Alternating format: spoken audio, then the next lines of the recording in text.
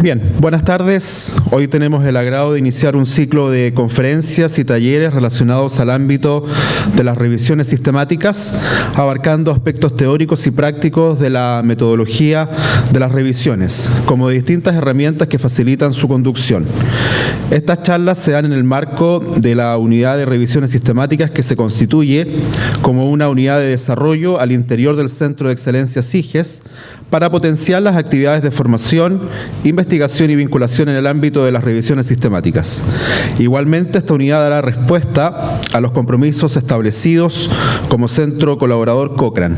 Para cumplir con estos objetivos, la unidad cuenta con un equipo multidisciplinario de miembros del SIGES y otros colaboradores con competencias instaladas o en desarrollo en la concepción, diseño, conducción, análisis y transferencia de las revisiones sistemáticas. La conferencia que da inicio a estas charlas se titula Revisiones sistemáticas de la literatura a 20 años de la colaboración Cochrane y será presentada por la docente Pamela Cerón Silva, magíster en epidemiología clínica y coordinadora del Centro Colaborador Cochrane de la Universidad de la Frontera. Antes de comenzar la charla, igual les rogamos por favor apagar o mantener en silencio los equipos celulares. Pamela.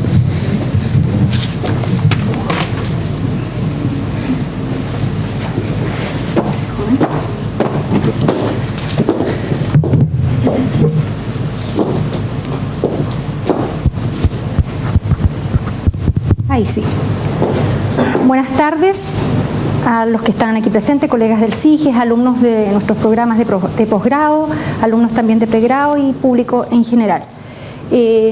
Para mí realmente es un privilegio estar aquí hoy día y compartir con ustedes la experiencia que llevamos como Centro Colaborador Cochrane y tratar de incentivarlos y motivarlos a leer más revisiones sistemáticas y también a trabajar en la conducción de ellas también.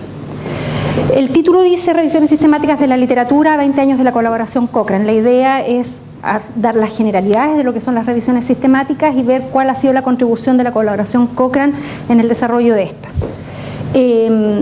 Para posteriormente, en los meses venideros, ir explorando algunas herramientas mucho más específicas que ayudan a la conducción de las revisiones sistemáticas, como a aprender a manejar software como Review Manager, ya que nos ayuda a conducir revisiones sistemáticas, Reference Manager, cómo utilizar la tabla de evaluación de riesgos de sesgos, etcétera, etcétera, y más etcétera que esperamos tener el próximo año. ¿Ya? La agenda de hoy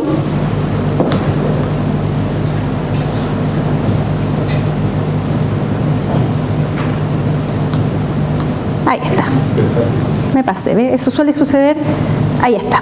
Bueno, la agenda de hoy primero vamos a hablar de las generalidades y de la utilidad de las revisiones sistemáticas como un todo, para posteriormente dedicarme a contarles qué hace la colaboración Cochrane, desde sus inicios, qué ha hecho en estos 20 años, cuáles son las proyecciones, ya cuáles son sus principios y los desafíos, ya, y finalmente compartir con ustedes algunos recursos que están disponibles para los que quieran profundizar en los temas de las revisiones sistemáticas y que también vamos a utilizar en el futuro, en las próximas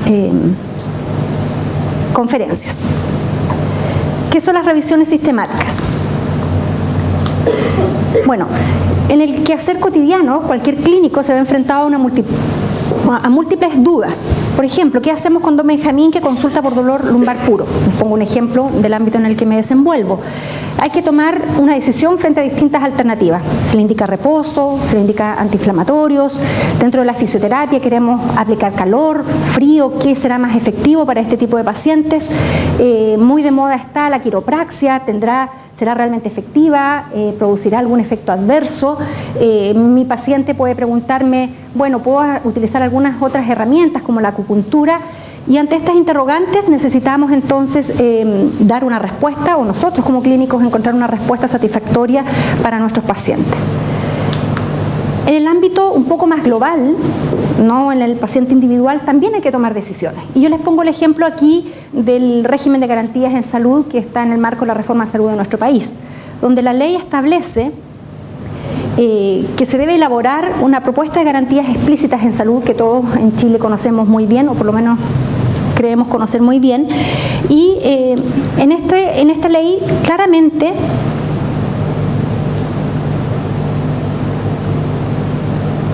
Bueno, debo contarles que el pasador de diapositivas es nuevo.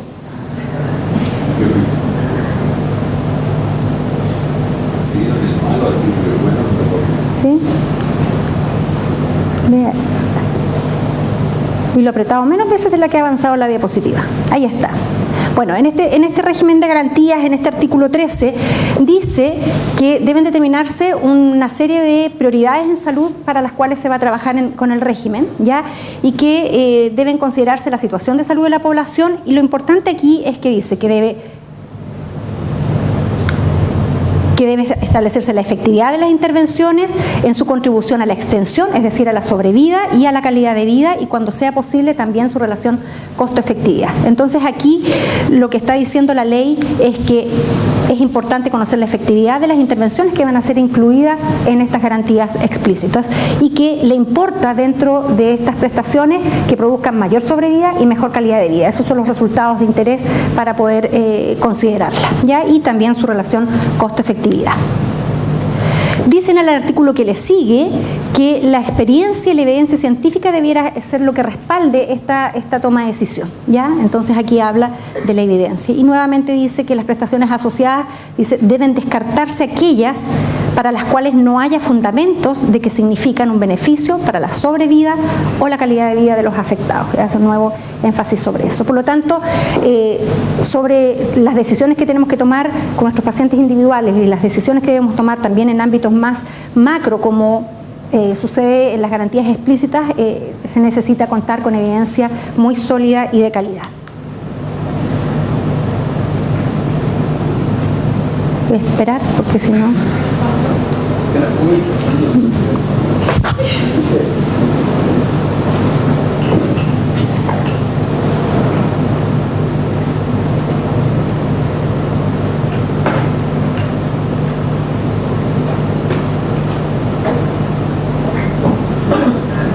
Muchas gracias. Ahí está. Entonces, en definitiva, el clínico se ve enfrentado a una multitud de interrogantes a diario con sus pacientes individuales. Los decidores también deben escoger entre diferentes alternativas para una situación dada, y para responder las interrogantes es necesario contar con información. Ya en este caso la información suele ser, hoy en día la información suele ser más abundante de lo que quisiésemos, y a veces también estas informaciones contradictorias. Por lo tanto, ¿cómo encontramos una respuesta para darle a nuestros pacientes, para tomar la decisión o para elegir entonces la alternativa que irá en la canasta de prestaciones de las garantías explícitas? No queremos que nos suceda esto, no queremos vernos abrumados por la evidencia. Entonces, ¿qué hacemos?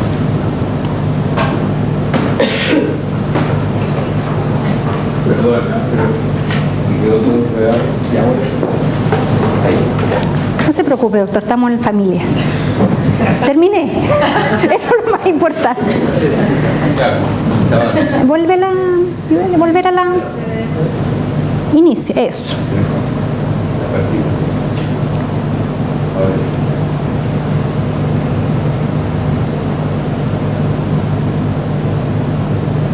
Por aquí estamos. Entonces, ¿qué debemos hacer para que no nos abrume la evidencia disponible? La siguiente, por favor. Entonces nosotros estamos acostumbrados, yo creo que en la Facultad de Medicina tenemos un sello en esta Facultad de Medicina de la Universidad de la Frontera, que es el enfoque basado en la evidencia. Ya nosotros hace muchos años que trabajamos desde el pregrado en formar en relación a la práctica basada en la evidencia, ¿ya? Y la práctica basada en la evidencia parte del establecimiento de incertidumbres clínicas o sanitarias para las cuales nos formulamos preguntas que sean contestables. Luego buscamos información, y cuando esta información no existe, los investigadores tendrán que producirla, y aquí se configuran entonces lo que son los estudios primarios, ¿ya? Que pueden ser analíticos o descriptivos, ¿ya? Y con esta información por mucho tiempo se tomaron decisiones con estudios primarios, pero cuando la evidencia empezó a ser muy abundante, o cuando algunas personas se dieron cuenta que si tomábamos alguna evidencia y dejábamos de lado otras, podíamos estar tomando decisiones equivocadas, surgieron las revisiones sistemáticas, ¿ya?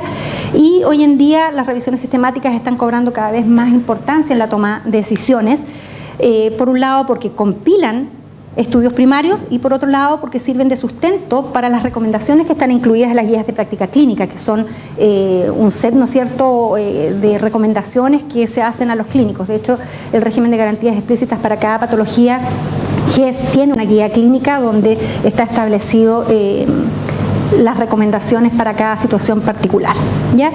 Y para luego en la práctica entonces hacer la aplicación clínica. Entonces, ¿cuál es la importancia de las revisiones sistemáticas? Según la declaración de la Organización Mundial de Salud en el 2004, dijo que se debía promover el acceso a evidencia que sea fiable, relevante y actualizada sobre los efectos de las intervenciones y que ésta debiera estar basada en revisiones sistemáticas de la totalidad de los resultados de la investigación. Y aquí lo importante es que está diciendo que debe ser basada en revisiones de la totalidad de la información que existe, ¿ya? Y ese es el gran desafío de las revisiones sistemáticas. Esta declaración fue ratificada en la Asamblea General de mayo del 2005, ya hace mucho tiempo. Por otro lado, para dar un poco el énfasis a la importancia de las revisiones sistemáticas, les muestro lo que establece la norma para los que escriben artículos que van a ser publicados en la revista Lancet, que es una de las revistas, ¿no es cierto?, más importantes en el ámbito de la medicina. Y ya en el año 2005 la revista Lancet ponía en las normas para sus autores que quien quisiese enviar un artículo que estuviera basado en un ensayo clínico debía justificar la realización de haber hecho ese ensayo clínico en revisiones sistemáticas o metaanálisis que hayan dado cuenta de la brecha de la investigación, de que hacía falta hacer ese ensayo clínico y que incluso si no existía una revisión sistemática previa, el autor o la persona que hiciese o el equipo que hiciese el ensayo clínico tendría que conducir su propia revisión sistemática que demostrara que efectivamente no existía ese conocimiento, ¿ya? Y con eso se aseguraban que ese ensayo clínico era novedoso y que merecía por lo tanto estar publicado en la revista Lancet. ¿Qué es entonces una revisión sistemática? La revisión sistemática lo que es un conjunto es la compilación de una serie de estudios primarios, ya que en un inicio fue hecho de estudios experimentales, pero hoy en día se ha extrapolado la metodología a una serie de diseños de investigación que dependiendo de la pregunta van a ser los necesarios, ¿ya? Y por lo tanto lo que es la revisión sistemática es una investigación de tipo secundaria que utiliza estudios primarios para hacer sus conclusiones. En general lo que hace es combinar de manera, como dice su título, ¿no es cierto?, de manera sistemática y explícita los resultados de múltiples estudios previos, que son los estudios primarios, que han sido dirigidos a la pregunta de investigación que nos planteamos ahora, usando estrategias para disminuir el sesgo y el error aleatorio. Y aquí las palabras claves son que se combinan de manera sistemática y explícita, es decir, se va diciendo de qué manera se están haciendo la recogida de datos, la elección de los artículos primarios, ¿ya? Y que se establecen también estrategias que disminuyan el sesgo y el error aleatorio, es decir, tratar de acercarse lo más posible a la verdad, ya en el conocimiento. Ahora, las revisiones sistemáticas pueden combinar los resultados de estos distintos estudios primarios de dos maneras. Una manera cualitativa, ya cuando no hay un resumen estadístico, y esto generalmente se hace cuando no es posible hacer un resumen estadístico, pero lo deseable muchas veces es conducir un metaanálisis, ya que es el resumen estadístico dentro de una revisión sistemática. Es decir, se combinan todos los resultados de los estudios individuales para un resultado específico y se da el resultado final. ¿Ya? A veces esto no se puede hacer y se conduce una revisión cualitativa, pero en la medida de lo posible se hace el metaanálisis. En este momento es necesario entonces diferenciar también lo que es una revisión sistemática de una revisión que no es sistemática, o también llamadas revisiones narrativas, revisiones literarias, ¿ya?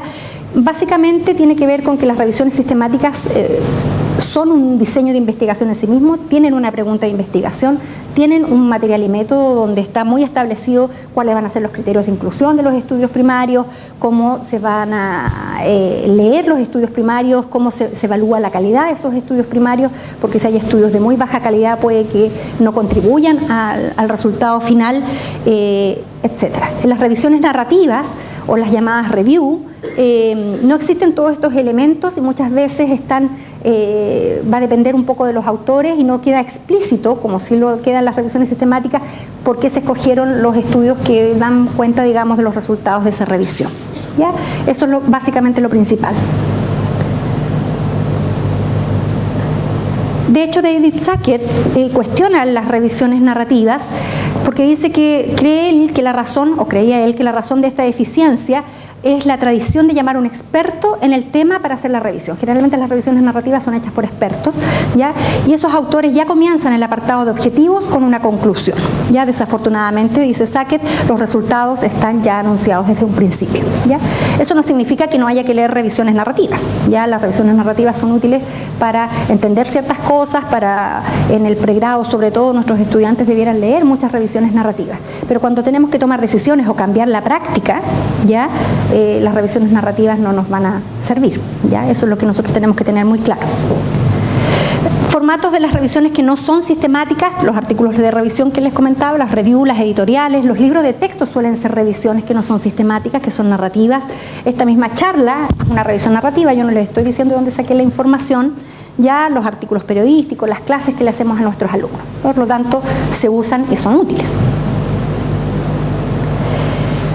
¿Cuál es la utilidad de las revisiones sistemáticas? Entonces, teniendo claro qué son las revisiones sistemáticas, yo creo que ya al inicio de la conferencia nos quedó más o menos claro para qué eran útiles en el momento en que comentamos cómo se tomaban decisiones individuales y colectivas.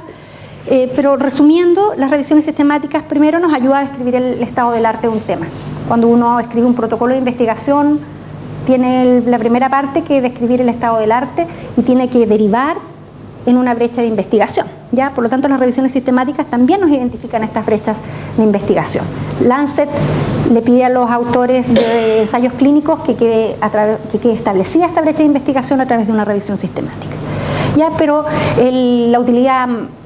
la mayor utilidad está en la toma de decisiones clínicas, como decíamos, a nivel individual y a nivel colectivo, para las guías de práctica clínica y también para los estudios económicos. No es cierto, es muy importante las revisiones sistemáticas porque me van a poder dar todo el insumo para la rama de la efectividad de las intervenciones en un análisis económico. Y aquí me voy a volver a detener en las guías clínicas que están dentro del marco de las garantías explícitas en salud en nuestro país, ¿ya? Y me voy a detener muy brevemente en la guía clínica de infarto agudo del miocardio del año 2010, que es la actualizada, ¿ya? Solo para comentarles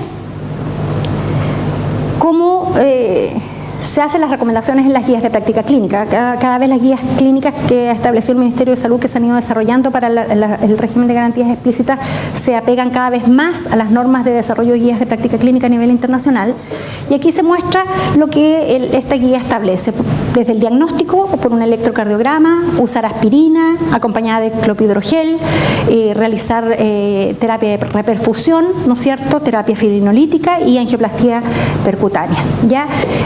Lo establece, y aquí esos numeritos que están entre paréntesis lo que me está diciendo es el tipo de estudio que está respaldando esa recomendación, y el 1 significa estudios de buena calidad en esta guía específicamente, y los grados de recomendación B y A, la recomendación A significa estudios que sean de buena calidad. De buena calidad podemos entender revisiones sistemáticas de buena calidad y ensayos clínicos de buena calidad. Ya una recomendación B se refiere más a estudios observacionales, ¿ya? Y si uno mira, por favor, la otra, estos son todas las referencias o todos los estudios que están soportando cada una de las recomendaciones de la guía de infarto agudo del miocardio, ¿ya? Y aquí, por favor, otra más, podemos ver que son para la mayoría ensayos aleatorizados. Aquí hay un metaanálisis, una guía de práctica clínica que se basa en revisiones sistemáticas, etcétera, ¿ya? Y esta misma guía, por ejemplo, en cuanto a estilos de vida, hace también sus recomendaciones. Dice que hay que hacer prevención secundaria después de un infarto agudo del miocardio, que debe evaluarse el riesgo postinfarto, que debe el paciente dejar de fumar, que debe tener una dieta cardioprotectora y que debe realizar actividad física. Y aquí igualmente la que sigue, por favor, las referencias también están basadas en estudios de distinto nivel, ¿ya? Y si nos fijamos, solo hay revisiones sistemáticas que sustentan las recomendaciones de la dieta cardioprotectora y de la actividad física o el ejercicio, ¿ya? Para el resto de las recomendaciones la evidencia es de menos nivel, pero es la evidencia disponible según los autores y quienes desarrollaron esa guía. Entonces, ¿qué quiero mostrarles con esto? Es que cuando se desarrolla una guía de práctica clínica, los que están desarrollando esa guía de práctica clínica, lo primero que van a buscar es una revisión sistemática. Ya posteriormente buscará ensayos clínicos, posteriormente buscará otro tipo de diseños de investigación u opiniones. ¿Ya? Idealmente la opinión, el panel de expertos queda en el último lugar. Teniendo claridad entonces de lo que son las revisiones sistemáticas, en qué contribuyen en la toma de decisiones, vamos a comenzar a hablar y les voy a presentar lo que es la colaboración Cochrane. Para algunos es una entidad ya conocida, para otros puede ser una novedad, ¿ya?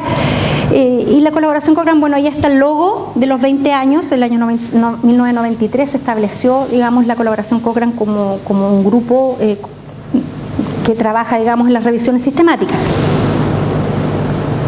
¿Qué es la colaboración Cochrane? Es una red internacional que es independiente y sin ánimo de lucro. Cuando dice que es independiente, está diciendo que evade de todas las formas posibles los conflictos de interés. ¿Ya? Sin ánimo de lucro, que intenta ayudar a tomar decisiones clínicas y sanitarias que estén bien fundamentadas mediante la preparación, actualización y divulgación de la información científica en salud. ¿Ya? Eso es a grandes rasgos lo que hace la colaboración Cochrane. ¿De dónde nace la colaboración Cochrane y por qué se llama colaboración Cochrane? Él es el profesor Archibald Leman Cochrane, más conocido como Archie Cochrane. Él es un médico que de hecho murió antes que la colaboración Cochrane comenzase a funcionar como tal, ¿ya? Pero los hitos y lo que él hizo para poder establecer la necesidad de realizar revisiones sistemáticas son realmente importantes. Uno de los hitos es que en el año 1972 él escribió este libro, Efectividad y Eficiencia, dice Reflexiones aleatorias sobre los servicios de salud, por favor la otra, donde el mensaje principal es que, dado que los recursos para el cuidado de salud en general son escasos, estos podrían ser eficientemente manejados si se conociera cuáles tratamientos son efectivos y cuáles no. Es decir, están diciendo, de repente estamos gastando dinero o asignando recursos a tratamientos que no son efectivos e incluso a veces pueden ser dañinos. ¿Ya? ¿Se vuelve atrás, por favor? Ahí. ¿Ya? La otra. Otra más.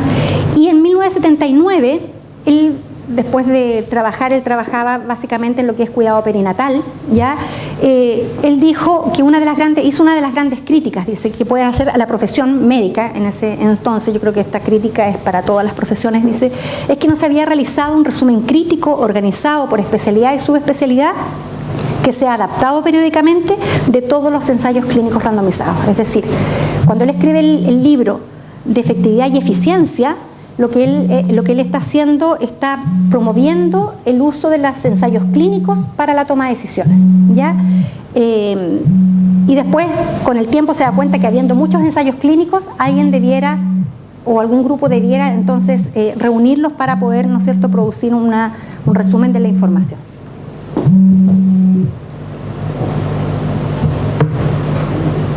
Es el mío. ¿Ya? ¿Cuál es la historia? Entonces, si pensamos en la historia y nos damos cuenta que esto nace, entonces, pensando en que nace del doctor Archie Cochrane, la historia tiene que ver con el cuidado perinatal. Ya ahí empieza con la compilación de los ensayos clínicos en esta área de la medicina. ¿Ya? Y ya a fines de los años 80 se crea la base de datos de ensayos perinatales. Entonces se empieza a compilar los ensayos clínicos. ¿Ya? Luego se hace una colaboración a nivel internacional de todos los ensayos y de la gente que se preocupa de los problemas del embarazo, del parto, ¿no es cierto?, y del recién nacido. ¿Ya?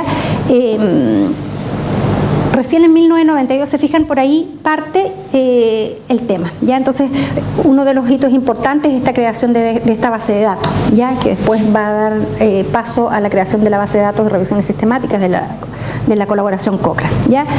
Recién en 1992 se empiezan a contar con los primeros financiamientos y con la internacionalización de la colaboración. Originalmente estaba más basada en el Reino Unido y después se fue haciendo más extensiva y se agregaron grupos básicamente en el inicio de Canadá y después ya de otros países. ¿Ya?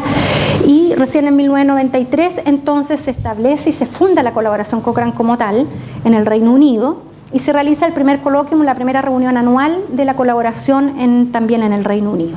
y se empieza a escribir el handbook, que es el manual para realizar revisiones sistemáticas, ¿ya? Al año siguiente se crea este software que se va actualizando muy frecuentemente, que es el Review Manager, que es un software que permite gestionar las revisiones sistemáticas y también hacer los análisis estadísticos, la evaluación de riesgo de sesgos, y como a través del Review Manager, en contacto con un servidor central de la colaboración Cochrane, podemos comunicarnos entre los autores y también se pueden comunicar con los grupos editoriales, ¿ya? En el 1995, de estos primeros registros de ensayos clínicos, se crea la base de datos de revisiones sistemáticas de la biblioteca Cochrane, que le llamamos hoy Cochrane Library o Biblioteca Cochrane desde 1996, ¿ya? Y finalmente, dentro de todos los hitos, porque los hitos son muchos, en el año 2012 se establece una relación oficial con la Organización Mundial de la Salud. O sea, la colaboración Cochrane tiene una relación con la Organización Mundial de la Salud, ¿ya? Y aquí, en el momento en que se hizo se estableció esta relación, el representante de la Organización Mundial de la Salud dijo: la colaboración Cochrane proporciona el punto de referencia internacional para la evaluación independiente y la asimilación de la evidencia científica. Y aquí recalco lo que dije en un principio, la importancia que le da la Organización Mundial de la Salud a la colaboración Cochrane es el tema de la evaluación independiente, es decir, el estar fuera de los conflictos de intereses, y eso es algo que la colaboración Cochrane cuida mucho, ¿ya? Bueno, y la asimilación tiene que ver con el resumen de la evidencia científica. Este es el logo de la colaboración Cochrane, ¿ya? Y voy a explicar un poco, porque esto nos habla de los inicios y de cómo surge la colaboración Cochrane. El logo de la colaboración Cochrane lo que representa, primero, esta es la C de colaboración y su imagen en espejo de colaboración Cochrane, y en su interior el insumo o la representación más básica de una revisión sistemática, que es el metaanálisis, ¿ya? Este es un metaanálisis, una revisión sistemática de 7 ensayos clínicos. Por favor, la que sigue. Y otro clic más. Este es una revisión sistemática que se hizo para evaluar el dar esteroides a mujeres que estaban embarazadas con amenaza de parto prematuro y ver qué probabilidad había, o sea, que tantos estos esteroides disminuían la mortalidad del recién nacido prematuro o producía menos daños, ¿ya? El metaanálisis, básicamente, que se presenta aquí, tiene que ver con la mortalidad del recién nacido prematuro, ¿ya? Otro clic, por favor. Y lo que muestra aquí, en esta revisión sistemática, en este metaanálisis, es que en el año 1972 se condujo este ensayo clínico, ¿ya? Aquí, entonces, lo que estamos viendo es un gráfico de bosque, o un forest plot, que es la manera de representar, entonces, la revisión sistemática, ¿ya? Cada una de estas líneas es el resultado de cada uno de los ensayos. Aquí están los 7, y este rombo que está abajo es el resultado unificado de los 7 ensayos clínicos, ¿ya? Ese es el resultado metaanalítico, digamos, ¿ya? El cuadradito, espérame un poquitito, el cuadradito es la estimación puntual y la línea es el intervalo de confianza, ¿ya? Entonces, mientras más pequeña es la línea, estamos suponiendo que la estimación es más precisa y que seguramente ese ensayo fue con muchos pacientes, muchas mujeres embarazadas a las que se les aplicó corticosteroides. Mientras más grande es la línea, pues el ensayo clínico fue más pequeño, ¿ya? La gracia de la revisión sistemática y del metaanálisis, entonces, una de las gracias también es que hace más precisa la estimación del efecto, ¿ya? Y puede juntar toda esta evidencia. Ahora, ¿cuál es la importancia de esta revisión, que fue una de las primeras que se realizaron? Es que aquí ya se demostró efectividad de los esteroides, que disminuía y prevenía la muerte en niños prematuros, ¿ya? Pero se siguieron haciendo ensayos clínicos bastante pequeños, ¿ya? Que si cualquier obstetra o cualquier persona los leía, podía pensar en no dar esteroides, que los leía de manera individual, ¿ya? Porque no se mostraba efectividad. Aquí vemos, esta es la línea del 1, cuando el riesgo relativo es 1 no hay efectividad. Si el riesgo relativo es mayor a 1, decimos que hay daño, y que si es menor a 1, que el efecto es protector, por lo tanto está a favor de los esteroides, ¿ya? Entonces, recién en 1987, por allí, se hizo esta revisión sistemática que determinó que efectivamente los esteroides salvaban vidas, ¿ya? Y que si se hubiese hecho una revisión sistemática aquí, en este punto, se hubiese hecho una revisión sistemática aquí en este punto, se hubiese hecho una revisión sistemática aquí en este punto, o en cualquiera de los puntos sucesivos en el tiempo, el resultado iba a ser casi el mismo, ¿ya? Por lo tanto, ya cuando se hizo esta revisión hacia 1987, 10 años después, recién se estableció, así como a toda la comunidad científica y a los médicos, digamos, que los esteroides disminuían la mortalidad en los recién nacidos prematuros, ¿ya? Por lo tanto, lo que se dice es que a falta de revisiones sistemáticas se mataron muchos niños o se dejaron de salvar vidas, ¿ya? Entonces de ahí está toda esta filosofía de realizar las revisiones sistemáticas y dejar de hacer estudios a veces por hacer, ¿ya? En un momento en que el conocimiento ya está establecido. Ahora sí. ¿Qué es la colaboración Cochrane hoy? Hoy en día, bueno, el primer coloquium hace 20 años atrás, y cuando se estableció la colaboración Cochrane, los primeros miembros eran solo 77, en el Reino Unido, con algunos canadienses y con algunos de otro país. Hoy en día hay más de 28.000 voluntarios en más de 100 países. Y digo voluntarios porque ya les comenté que la colaboración Cochrane es una organización sin fines de lucro, ¿ya? Y está establecida por ley en el Reino Unido, que es una organización de caridad, así dentro de ese ámbito está establecida, ¿ya? Entonces son voluntarios que somos los que estamos trabajando para la colaboración Cochrane, sin importarnos más que producir conocimiento para la toma de decisiones, ¿ya? Obviamente hay un staff que está trabajando allí, pero es el mínimo, ¿ya? Hay más de 23.000 autores de revisiones. Toda la estructura está dada en centros regionales o ya que en el fondo se distribuyen a través del mundo. Ya nosotros pertenecemos a la red Cochrane Iberoamericana, por ejemplo. Hay 53 grupos de revisión. Los grupos de revisión son los grupos editoriales que tienen que ver con los ámbitos clínicos en los cuales se pueden realizar revisiones sistemáticas o para los cuales hay dudas. Está el grupo de corazón, el grupo de la vía aérea, el grupo de los desórdenes del movimiento, el grupo de hipertensión, el grupo de salud pública, etcétera, etcétera. Y hay también grupos de métodos que tienen que ver con los grupos que están desarrollando cada vez y perfeccionando el método de la revisión sistemática y los métodos que están incluidas, digamos, en todo el desarrollo de ellas, ¿ya? Y también hay 12 redes y áreas temáticas, entre ellas está incluida la red de pacientes. La colaboración Cochrane trabaja en estrecha relación con los usuarios o con los ciudadanos para transferir el conocimiento y para que ellos entiendan también las revisiones sistemáticas. Cada revisión sistemática Cochrane tiene un resumen que se llama en términos sencillos para que todas las personas también puedan entenderlo, que no sean profesionales de la salud. Entonces estamos en todo el mundo, aquí la red Cochrane Iberoamericana está establecido en el Centro Cochrane Iberoamericano en España y tiene centros en todo Iberoamérica. La vemos mejor en la próxima diapositiva, a nuestra red. Aquí estamos nosotros, ¿ya? Entonces esta es la red Cochrane Iberoamericana. En Chile hay 3 centros colaboradores, uno en la Pontificia Universidad Católica en Santiago, otra en la Universidad Católica de la Santísima Concepción en Concepción y el centro que está establecido en la Universidad de la Frontera, en el SIGES, ¿ya? Hay centros adheridos, que son centros que colaboran también, pero que no tienen la responsabilidad que tienen o los deberes que tiene un centro colaborador, ¿ya? Pero que también están, digamos, adheridos a los centros colaboradores, ¿ya? La red Cochrane Iberoamericana trabaja en estrecha relación con distintas organizaciones a nivel internacional, con la red Iberoamericana de Guías de Práctica Clínica, trabaja muy estrechamente con el Great Working Group, con el CIBER de Epidemiología Clínica y Salud Pública en España, se relaciona también con la red Latinoamericana de Epidemiología Clínica y tiene una relación muy estrecha con la Organización Panamericana de la Salud. Hoy en día hay más de 5.300 revisiones Cochrane ya en la biblioteca Cochrane, ¿ya? Además de 2.300 protocolos. ¿Qué significa que haya 2.300 protocolos? Es que son 2.300 revisiones sistemáticas que están en curso en este momento, ¿ya? Y más de 690 registros publicados en Central en la biblioteca Cochrane. ¿Qué significa esto de Central? Central es una base de datos de ensayos clínicos que provienen tanto de la base de datos Medline como de la base de datos Embase y también de la literatura gris. Porque la revisión sistemática lo que intenta, y lo que les he dicho hasta este momento, es que intenta compilar toda la información, ¿ya?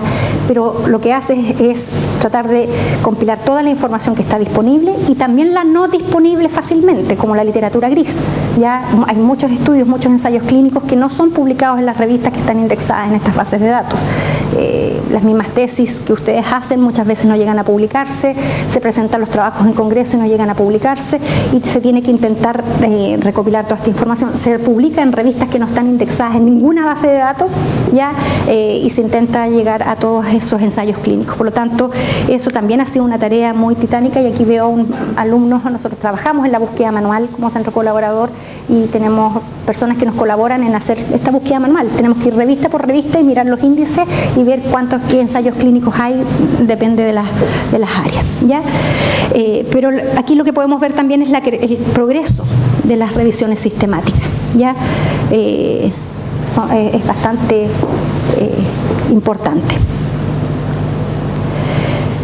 Ahora, ¿cuál es el impacto? Hasta el momento les he hablado bastante de la importancia, y si hablamos de la importancia y de la toma de decisiones, y les mostré una guía auge donde se basan algunas revisiones sistemáticas, ¿no es cierto?, para hacer ciertas recomendaciones. El impacto más importante de las revisiones sistemáticas tiene que estar dado en que se usen para tomar decisiones. O sea, porque si se hacen porque son bonitos y porque es entretenido hacerlos, pero no se usan, la verdad es que no serían muy útiles. Pero una manera de medir el impacto objetivo es el factor de impacto. Todos conocemos el factor de impacto, ¿no es cierto?, que tiene que ver con cuántas veces se cita artículos de mi revista o de la revista X, digamos, en otras publicaciones. O sea, eso nos da como un poco cuenta de qué tanto se está leyendo y se está usando, lo que una idea bastante, para algunos cuestionable, pero existe, y es con la que nos están midiendo en muchos aspectos también a nivel nacional en cuanto a nuestra producción científica, ¿ya? Las revisiones sistemáticas que están publicadas en la biblioteca Cochrane tienen al año 2012 un factor de impacto de 5,785, lo cual la verdad es bastante y muy importante. Está en el ranking 11 de las 151 revistas de la categoría de medicina interna o medicina general, ¿ya? Y si vemos el factor de impacto de los últimos 5 años, la deja dentro de las top 10. Por lo tanto, es muy citada las revisiones Cochrane, por lo tanto están siendo muy utilizadas, y lo que uno espera es que ese impacto se traduzca entonces en toma de decisiones acertadas, ¿ya? Eso es lo que se puede decir, y ahí nos muestra un poco lo que está haciendo y la importancia que está desarrollando. A medida que les he ido mostrando la colaboración Cochrane, les he ido contando algunas cosas del espíritu de la colaboración Cochrane, ¿ya? Pero la colaboración Cochrane tiene establecidos sus principios básicos, ¿ya?, que son los que están aquí. Uno de los principios básicos es la colaboración, ¿ya? Y ya les dije que entonces que habíamos muchos colaboradores a través del mundo, y que trabajamos sin ánimo de lucro para conducir revisiones sistemáticas, y también para formar a más personas en la conducción de revisiones sistemáticas, ¿ya? Entonces la colaboración es un aspecto muy importante. Otro de los principios es el evitar la duplicación, y esto es bastante interesante porque nosotros sabemos que cuando uno hace una investigación, la investigación tiene que ser de partida novedosa, ¿ya? O sea, si la pregunta que yo me planteo descubro que alguien la contestó, no es ético hacer una nueva investigación, no es ético porque ya se sabe, y tampoco es económico. ¿Sobre qué voy a gastar plata en hacer una investigación de algo que se sabe? Pero muchas veces se duplica. Nosotros cuando buscamos información nos damos cuenta que la gente investiga y se publica, ¿ya? Un principio básico de la colaboración Cochrane es no duplicar esfuerzos, es decir, si hay una revisión sobre ejercicio en hipertensión, nadie más hace una revisión de ejercicio en hipertensión, ¿ya? Un fármaco para tal patología no se vuelve a hacer, ¿ya? Y para eso hay un sistema de control y de inscripción de títulos para hacer revisiones sistemáticas bastante riguroso, ¿ya? Otro principio es el de la actualización, es decir, las revisiones, no es que yo haga una revisión sistemática hoy y me olvide, porque en la medida que pasa el tiempo igual pueden aparecer nuevos estudios que me puedan hacer cambiar los resultados de una revisión o reforzarlos. Ya, por lo tanto, es necesario estar actualizando las revisiones. Otro principio es promover el acceso, o sea, que cada vez más personas tengan acceso a las revisiones sistemáticas. La continuidad significa que hayan siempre colaboradores y haya un staff y gente preparada metodológicamente para conducir estas revisiones sistemáticas. Por lo tanto, una de las tareas que nosotros siempre tenemos es de formar más gente, ¿ya? La amplia participación de todas las personas, digamos, y de todos los interesados en las tomas de decisiones, desde los clínicos hasta los pacientes, asegurando la calidad, y para eso también cuenta con los grupos de método y con grupos editoriales que son bastante estrictos en los procesos de la producción de la revisión sistemática, ¿ya? Y creando cada vez más herramientas que hagan que las revisiones sistemáticas sean de alta calidad. La relevancia es otro principio, es decir, hacer revisiones sistemáticas que sean útiles para los pacientes, que sean realmente se contesten las preguntas que son necesarias de contestar, ¿ya? Minimizar los sesgos, y eso tiene que ver con todo lo metodológico que se usa en la elaboración de las revisiones sistemáticas, desde la búsqueda de la información hasta el cómo se analizan los resultados y cómo se extraen los resultados de los estudios primarios. Y otro de los principios que yo creo que es uno de los más importantes es el entusiasmo, es decir, trabajar porque estamos convencidos de que esto hay que hacerlo, ¿ya?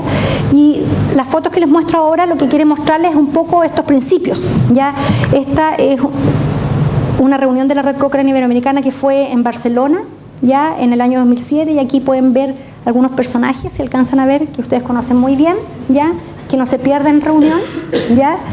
Esta foto es de la última reunión que fue en Monterrey, donde están también, aquí están todos los coordinadores de los centros Cochrane de los distintos países de Iberoamérica, ¿ya? Y estas dos fotos se las muestro porque esta foto es una foto donde hay gente del Centro Cochrane Iberoamericano, yo no salgo porque la tomé yo, ¿ya? El día en que viajamos desde Barcelona a Madrid, cuando se iba a iniciar el coloquium del año 2011 que fue hecho en Madrid. ¿Y por qué se las muestro? Porque para mí fue una verdadera lección. Ya, el Coloquium Cochrane recibe cerca de 3.000 personas y que generalmente y hasta el año anterior siempre se contrataban agencias que tenían que gestionan, digamos, el realizar un evento de esta magnitud.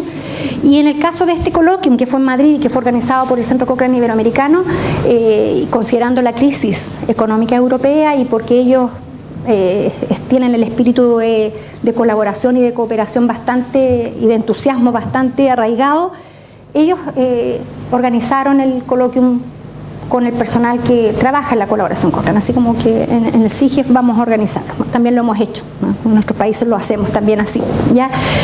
Pero para mí fue una verdadera lección porque fue un evento maravilloso y al mismo tiempo me permitió trabajar con un grupo que realmente yo le saco el sombrero de cómo tiene la energía, las ganas y las habilidades y las competencias. Son personas muy valiosas, ¿ya?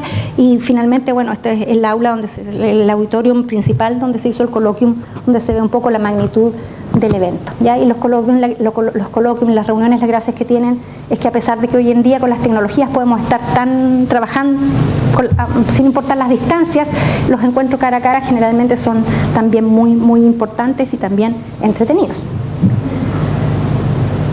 El tema de los principios, les hablaba hace un poco el tema de la formación continua también. Nosotros tenemos que estar formando gente. Este es uno de los talleres que dimos en México en la última reunión de la Red Cochrane Iberoamericana.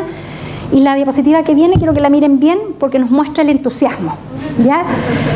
Hay alguno allí que se puede identificar. Esto también fue en el coloquium en Madrid, donde lo pasamos muy bien, ¿ya? Y aquí estamos cantando la canción, digo, porque yo era la productora oficial del acto, los actos finales, y aquí no sé si reconocen a ese personaje.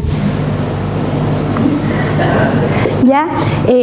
Cantaron una canción que se llamaba Amigos para Siempre, ¿ya? Y se las muestro porque en realidad eso nos demuestra que en esta red de colaboración lo importante también es la amistad que se va desarrollando y la que nos permite también seguir estrechando los lazos y si uno trabaja además entretenido y con cariño, claramente trabaja mejor, ¿ya? ¿No lo reconoce? Está sentado un poquito detrás suyo.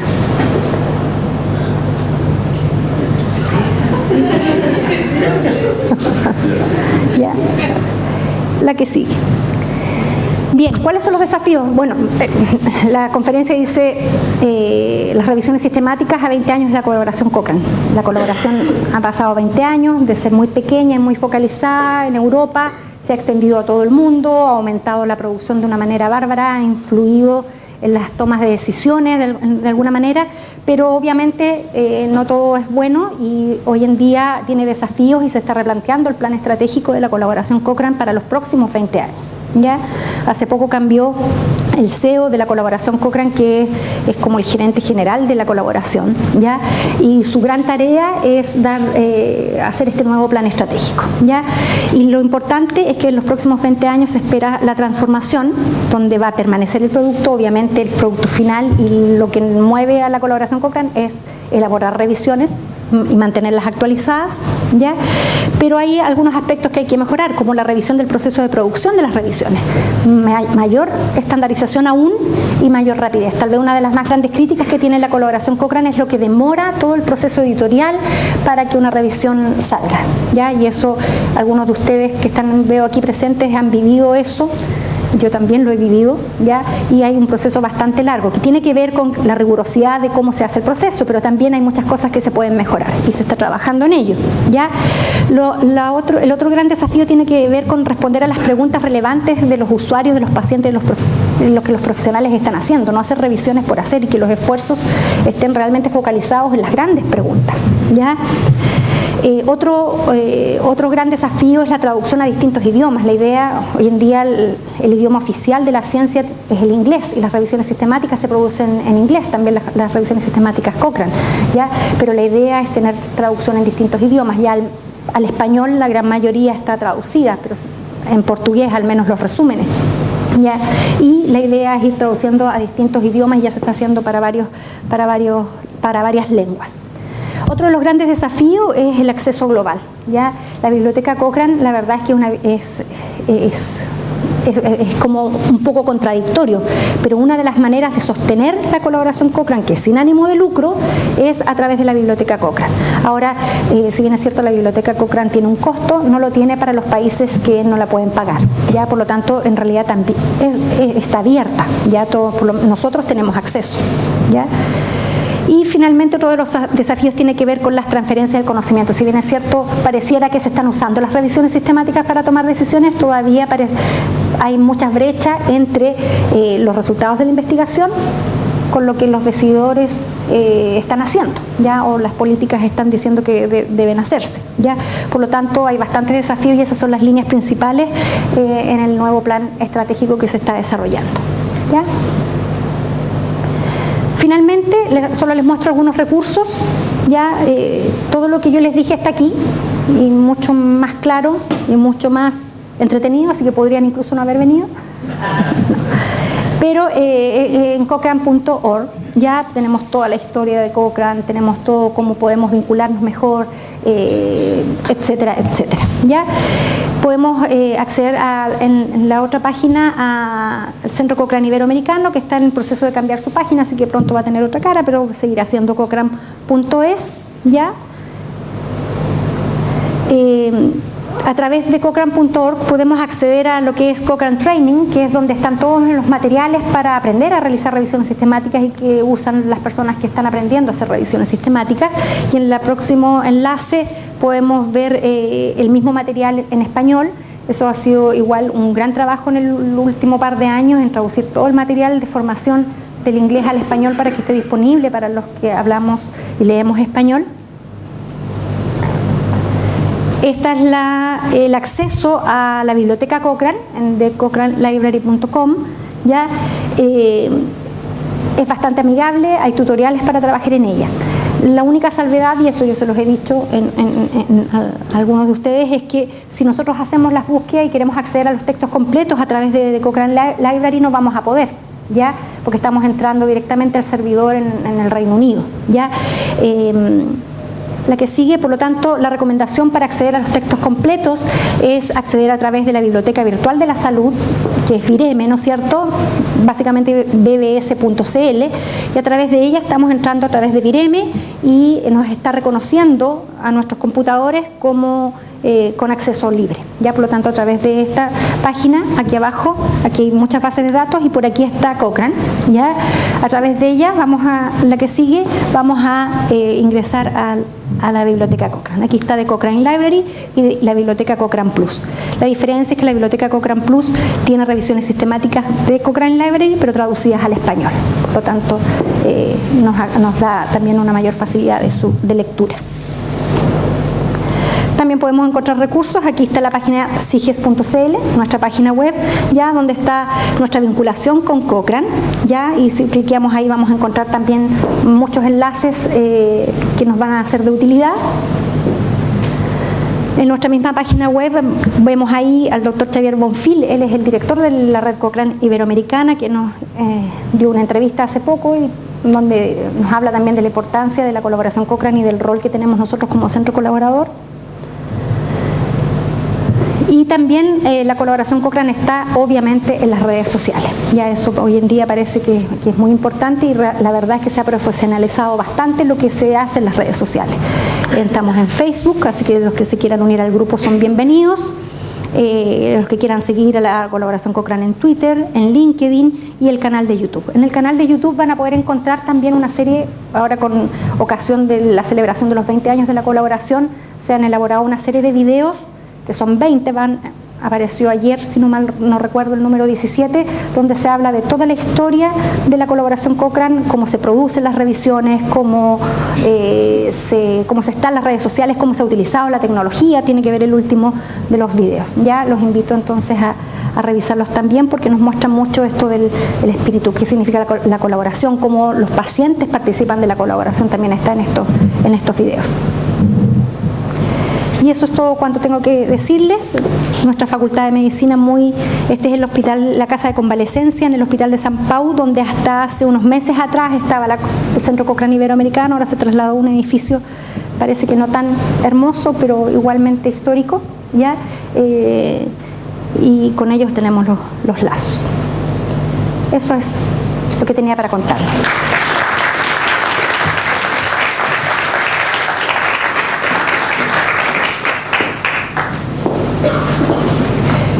Tenemos tiempo por si quieren hacer algún comentario o alguna pregunta y después se pueden ir a estudiar para su prueba de ética, los que tengan prueba de ética mañana, o los que no tengan nada que estudiar pueden hacer otras cosas.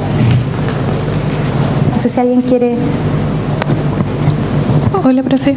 Como siempre es súper agradable escuchar sus charlas. Le quería hacer una pregunta más bien personal. Y es cómo usted se vincula a la colaboración Cochrane y cómo también la Universidad de la Frontera se asocia a la colaboración Cochrane. Muchas gracias, Ana, por tu pregunta. Ana es una alumna del pregrado, ya, alumna de kinesiología. Ella es parte del grupo que nos ha ayudado con la búsqueda manual de artículos de ensayos clínicos. Bueno, está la vinculación primero institucional. A ver, nosotros como universidad, les dije en algún momento de la presentación, y como Facultad de Medicina nos hemos caracterizado por trabajar con la práctica basada en la evidencia. Ya hace muchos años que hablamos de la medicina basada en evidencia. En sus inicios, cuando se acuñó el término de medicina basada en la evidencia, basado también en la epidemiología clínica. Nosotros, nuestra maestría es en epidemiología clínica, pero que es lo mismo que la medicina basada en evidencia, ¿ya? Y a partir de la gente que trabaja en la medicina basada en la evidencia, surge esto de la colaboración Cochrane, ¿ya? Por ahí aparecía David Sackett, que es uno de los padres de la medicina basada en la evidencia, cuestionando las revisiones narrativas, ¿ya? Entonces nace porque pensamos lo mismo, ¿ya? Y de alguna manera las personas que se formaron en epidemiología clínica, en el caso nuestro como institución, empezaron a tener vinculación, a leer revisiones sistemáticas, a trabajar en revisiones sistemáticas y a darse cuenta de la importancia. Y en algunos de estos congresos se establecieron los vínculos. Específicamente recuerdo la reunión de Latinclen del año 2013 en Cartagena de Indias, donde tuve terriblemente la ocasión de ir, digamos, a Cartagena de Indias, y allí fue la primera reunión en que se juntó la red latinoamericana de epidemiología clínica, a la cual nosotros pertenecemos, con la red Cochrane Iberoamericana. Se establecieron los primeros lazos y empezaron a trabajar como muy unidos. Hoy en día, claramente, la colaboración Cochrane ha crecido mucho más que la red INCLEN, es probable, ¿ya? Pero la verdad es que nacieron bastante juntas. Ya nacieron bastante juntas y tienen en el espíritu el mismo objetivo, ¿ya? Entonces así se empieza a vincular la red latinoamericana de epidemiología clínica con la red Cochrane Iberoamericana y por lo tanto con la colaboración Cochrane como un globo, ¿ya? Y nosotros en este interés se hicieron las primeras conversaciones, por eso es tan importante ir a estas reuniones, para transformarnos en un centro colaborador con las obligaciones y privilegios que pueda tener, ¿ya? Y lo importante aquí es que uno en realidad debe tener claro que lo que más tiene son obligaciones, pero obligaciones que cumple con entusiasmo, ¿ya? Bueno, y obviamente también es un privilegio, ¿ya? Así se vincula. Ahora, ¿cómo se va vinculando uno? En la medida en que uno estudia epidemiología clínica, o en la medida en que uno ha desarrollado ensayos clínicos, y en la medida en que uno se da cuenta que es necesario conducir este tipo de investigaciones, cuando se dedica a las investigaciones, que se empieza a vincular. Personalmente, a través del CIGES, todos los que estamos vinculados es a través del Centro de Excelencia CIGES, porque nosotros somos el centro, o sea, en el fondo la unidad operacional que transforma la Universidad de la Frontera en un centro colaborador.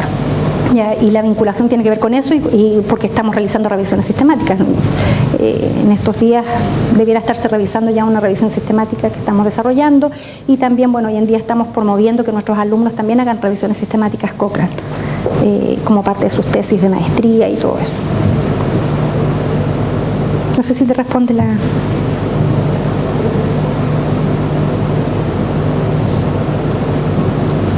¿No hay más preguntas? Pues los invito, bueno, la última invitación es a los alumnos de pregrado a leer muchas revisiones sistemáticas y a realizarlas, ya sabemos que también podemos hacerlas, a los alumnos de posgrado a leer las revisiones sistemáticas, y muchos ya están desarrollando tesis con revisiones sistemáticas y también Cochrane, y a pertenecer y a ser colaboradores, y de alguna manera ir formando una masa crítica de colaboradores que podamos entonces realmente ser un polo de desarrollo aquí también en el sur de Chile. Eso.